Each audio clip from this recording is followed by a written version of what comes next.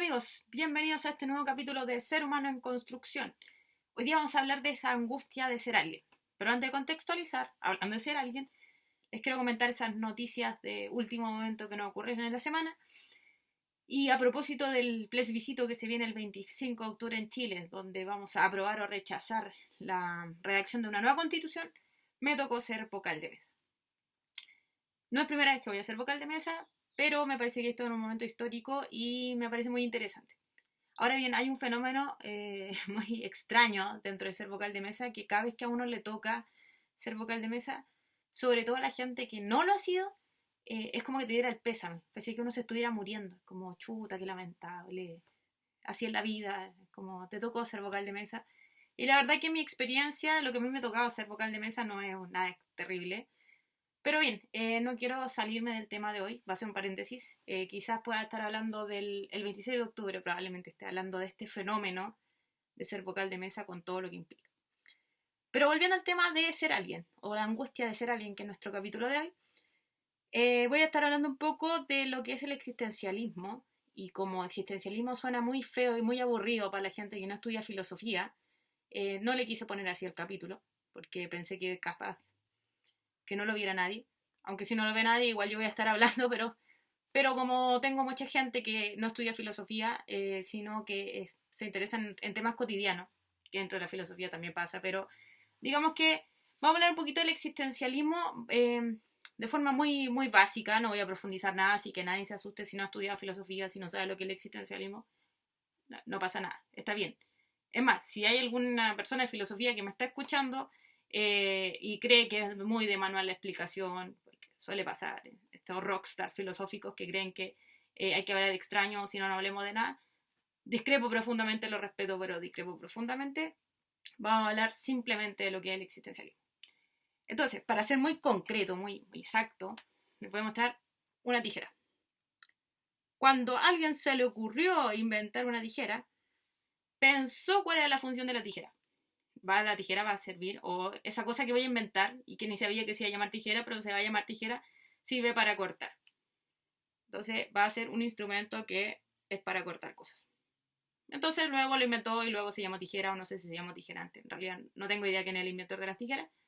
Pero el punto es que la tijera tiene una meta, tiene un fin determinado. Entonces cuando uno la usa para martillar, cuando lo usa para rascarse la cabeza, la tijera no está cumpliendo su función, porque su función básica y esencial es cortar. Entonces ahí vamos al concepto clave, que es esencia. Cuando uno dice qué es la esencia de esta cosa, la esencia de la tijera es cortar. No obstante, el ser humano, dentro de la filosofía moderna adelante, no va a tener una función determinada, sino que muchos filósofos van a decir que el hombre es el libre de autodeterminarse, de buscar quién es. O sea, cada persona en la humanidad tiene esa libertad, pero también ese deber de buscar su camino, de ser quien es. Porque no es como los animales, no es como las cosas que tienen como su meta determinada, sino que algunos filósofos nos van a decir, el hombre, la mujer, tiene que autodeterminarse, tiene que buscar su camino, saber quién es y enfrentarse con la libertad de que tiene que tomar esta decisión.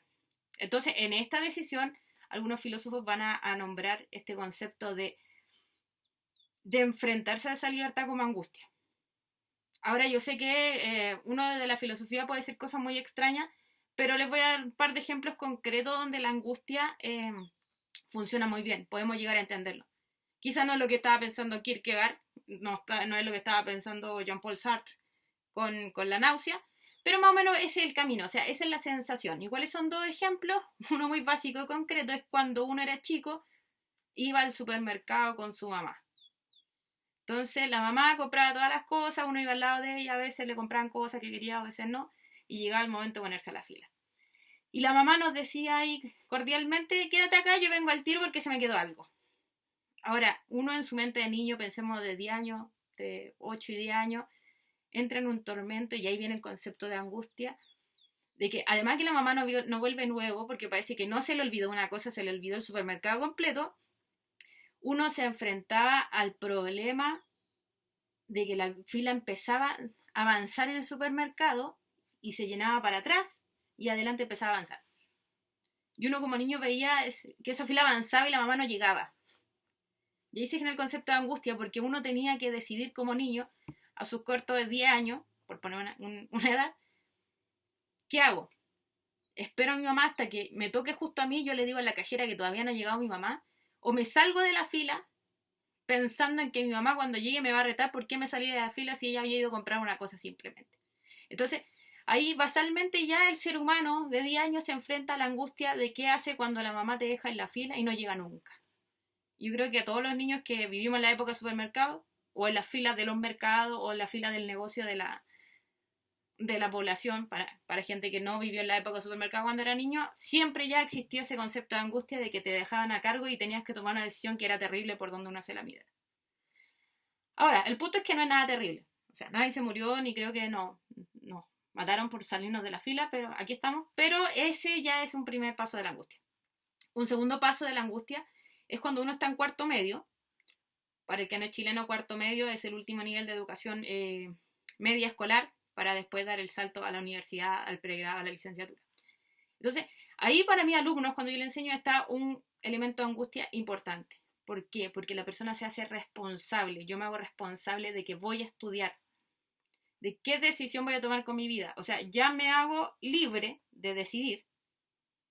Bueno, paréntesis, yo critico muy profundamente este sistema que nos invita a no ser libres, sino que a decidir por otros, por la plata que voy a ganar, por lo que quieren mis papás, por etcétera, etcétera, excepto por lo que yo quiero decidir. Pero si fuéramos una persona que tenemos la capacidad de decidir, ahí se da un problema de libertad. Yo soy libre de escoger la carrera que quiero.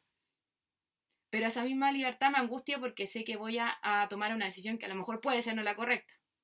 Y también nos enfrentamos a lo que economía se llama el costo de oportunidad, es decir, elegir una cosa y dejar toda la otra fuera. Entonces, como se dan cuenta, la angustia es parte del ser humano, es esa sensación de ser libre, pero a la vez responsable de tomar mis acciones, mis decisiones. Bueno, entonces, esa es un poco la idea del capítulo, o sea, esta angustia, esta sensación de ser libre, pero que a la vez culturalmente no lo somos. ¿Por qué? Porque vivimos en una sociedad del siglo XXI, nos obliga a ser alguien a través de un cierto discurso. Hoy en día, en nuestras generaciones, siglo XX, siglo XXI, el ser alguien significa ser yo y mis éxitos, o yo soy mis éxitos. Entonces vivimos en una sociedad exitista, que lo vuelvo a repetir, lo he dicho muchas veces, donde si yo no tengo éxitos, no soy nadie.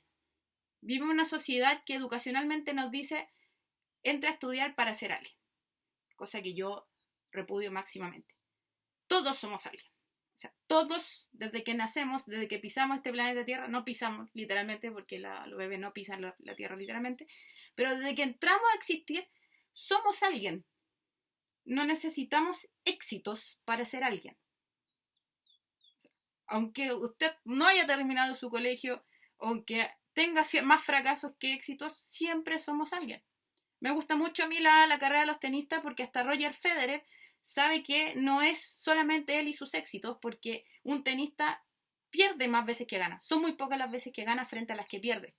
Tiene que habérselas totalmente con su fracaso.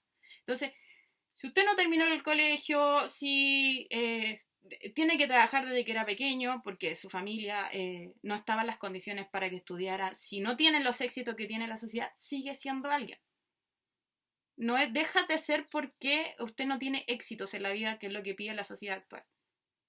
Entonces, ¿cuál es su misión en la vida? De algún modo, ver quién es, no ser alguien, sino ya usted ya es, de algún modo, y le toca descubrirse quién es usted.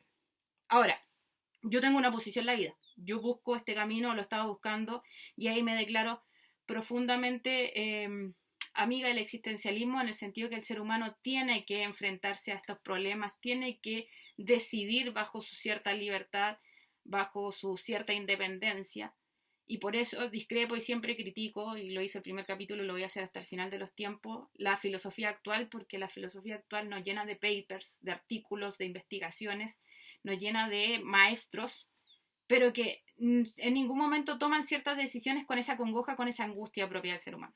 No digo que tenemos que andar angustiados en ese sentido filosófico todo el tiempo, pero hacernos conscientes un poco de tomar decisiones, de ser libre, o sea, de decidir ser libre. Aunque tengamos que dejar algunas cosas o aunque tengamos que vivir esta angustia de tomar una posición y no otra. Entonces, ¿cuál es el punto de este capítulo? Es que yo tengo una posición o una manera de intentar ser libre, de buscar mi camino, de buscar esa independencia, de buscar ser yo. Pero me parece muy inauténtico, y eso también lo dicen algunos filósofos, me parece poco auténtico decirle a usted qué es lo que tiene que hacer o cómo tiene que ser ese alguien. Creo que en mi rol de ser humano en construcción, o sea, siendo yo un ser humano en construcción y mi canal Ser Humano en Construcción, yo no estoy a favor de decirle lo que haga correctamente. Simplemente estoy intentando comunicarme, que es el fin último de este canal, comunicarme y hacerle reflexionar.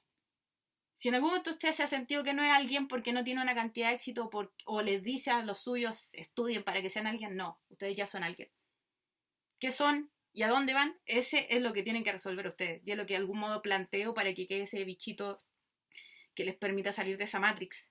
Es como decir, quiero cumplir ese rol de Morfeo de decirle, hay algo más, salgan de ahí, pero el paso lo tiene que dar cada uno, así como lo tengo que dar yo de muchas de mis decisiones, como haber hecho un canal, porque podría también no haberlo hecho. Soy libre de decidir tomar todas las precauciones y saber que va a haber mucho éxito y mucho fracaso en hacer un canal. Entonces, esa misma meta la busco a través de estos videos. O sea, lo primero que les puedo decir, lo único que les puedo asegurar es que son alguien. No crean a ese sonido, a ese ruido del siglo XXI que les dice no tienen éxitos o su currículum es muy pequeño para ser alguien. No, son alguien. ¿Cómo lo van a descubrir y quiénes son? Tienen que verlo ustedes porque yo no les puedo dar la pauta porque el ser alguien significa con todo, con mi razonamiento, mi voluntad, mi corazón, todo lo que me pongo frente a mí, todo lo que soy, tiene que determinar quién es y qué quiere ser de su vida. Entonces, ese es el punto. Primero, ya son alguien. Segundo, sí, hay angustia en ser alguien, lo hay, pero es parte del ser humano, es parte de ese ser alguien. Y tercero, es que no pretendo solucionar nada en este canal. Es decir, solamente despertar un poco la conciencia, tener estos 15 minutos de reflexión, de decir, no, en realidad esta mujer habla puras tonteras, o no, esta mujer no, parece que dice algo interesante. Y otro que lo que decíamos a partir de la educación, o sea, la educación además de ser mala hoy en día, ser pésima, una calidad pésima, nos dice que somos alguien, por ejemplo, a través de nuestro estudio. Y yo personalmente soy doctora en filosofía, pero era una persona antes de sacar el doctorado y soy otra después. Pero no porque soy mejor o soy peor, simplemente porque hubo mucha experiencia de fondo que me permitió seguir avanzando y seguir determinándome como la persona que soy. No porque sea un éxito ser doctora, sino que porque es parte de la vida que yo decidí, de las decisiones que tomé. Entonces, a partir de eso los que dejo invitados para el próximo capítulo, donde vamos a estar trabajando desde el cine. Recuerden que es el viernes, ya no el miércoles, porque tengo que cuidar este pequeño instrumento de trabajo que me permite seguir avanzando en mi trabajo y en mis canales. Vamos a estar hablando de cine, vamos a estar hablando de Kierkegaard y Scorsese, dos de mis favoritos para tocar este tema. Como les digo, no lo voy a hacer en profundidad ni con un lenguaje que la gente no entienda, porque no me interesa hacer eso. O sea, si alguien quiere hacer filosofía especialista y hablar con nombres técnicos y cosas raras que no el mundo no entienda, tenemos bastantes congresos, seminarios, papers y cosas para hacerlo. A mí me interesa despertar un poco la conciencia, hacernos preguntas, hacernos a mí y a ustedes preguntas y seguir creciendo, porque ese es todo el fin de este canal. Porque recuerden que aquí van a encontrar más dudas, más información, más inquietudes que certezas a través de la reflexión, porque simplemente soy un ser humano en construcción. Nos vemos el próximo capítulo.